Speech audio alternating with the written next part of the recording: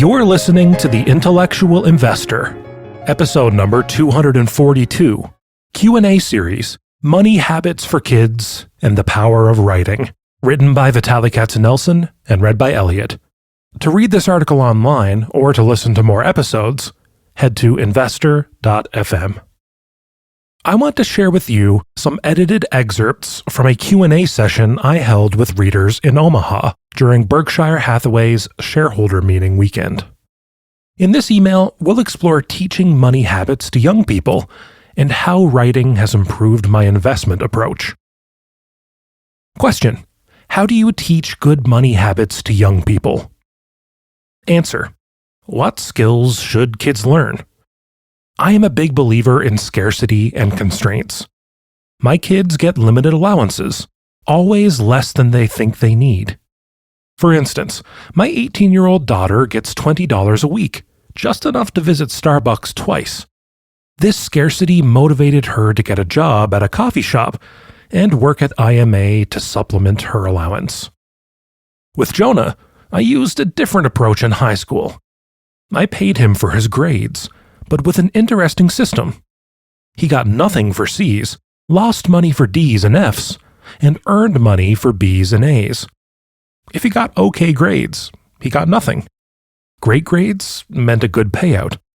He went from a 1.3 GPA in 11th grade to a 3.9 GPA in 12th grade.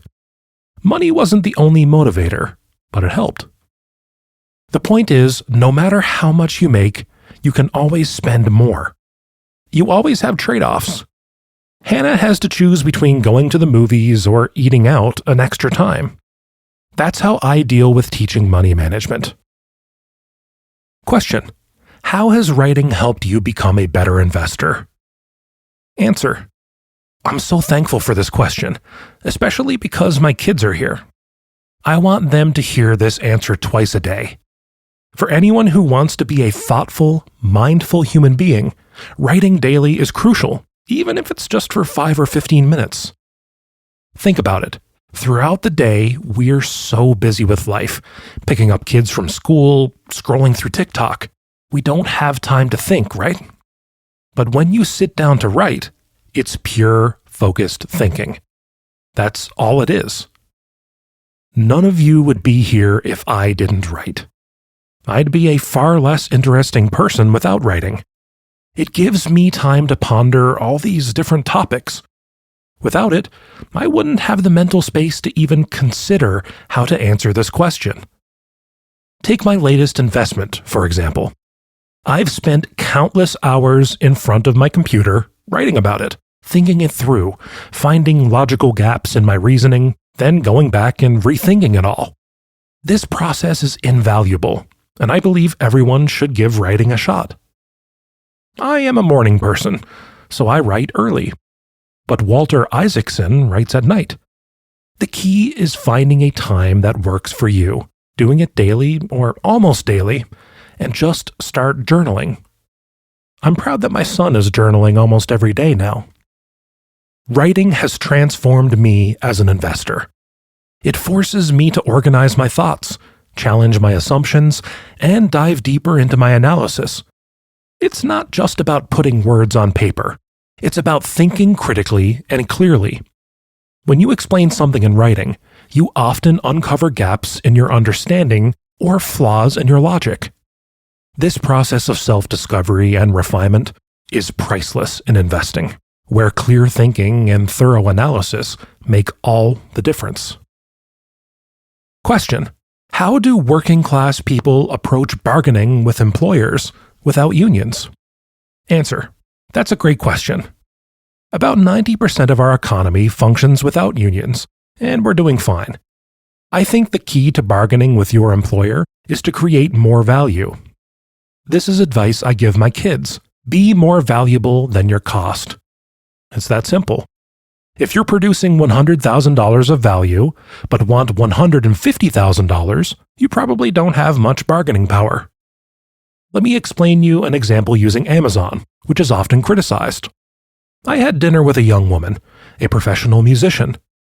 She's never taken an economics class and hates Amazon, thinks Jeff Bezos is worse than Putin. I might be exaggerating, but her anger towards Jeff Bezos was intense.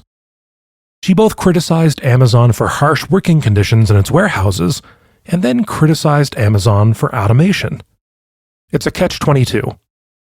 The key is to have skills. In today's world, just having capable hands isn't enough anymore. You need unique skills to be better than others, or robots.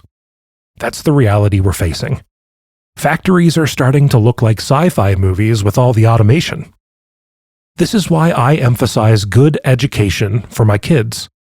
I want them to think about how they can create value for their employer. I don't believe anyone owes us anything. There's a sense of entitlement in the younger generation that I disagree with. Maybe it's my immigrant mentality. When I came to this country, I knew nobody owed me anything. I had to achieve everything on my own. In this new world of automation, it's crucial to have multifaceted skills. Hannah is considering studying psychology and business. There are many who study one or the other, but few who combine them. This gives her an edge in the job market. Interestingly, today you don't necessarily have to go to school in the traditional way. You can take Ivy League classes online for free and build your own curriculum. It's not for everyone. I needed the structure of school, but if you're self-disciplined, it's a viable option. Imagine two people applying for a job at IMA. One created their own curriculum from various online sources, while the other went to an Ivy League school. I'd probably find the self-taught applicant more interesting. It shows original thinking and value investing principles. They saved $400,000 on tuition. I have a friend who was rejected by Goldman Sachs. He went home, read 150 books, created outlines of what he learned from each, and reapplied the next year. He got the job. That's the kind of creative thinking I encourage.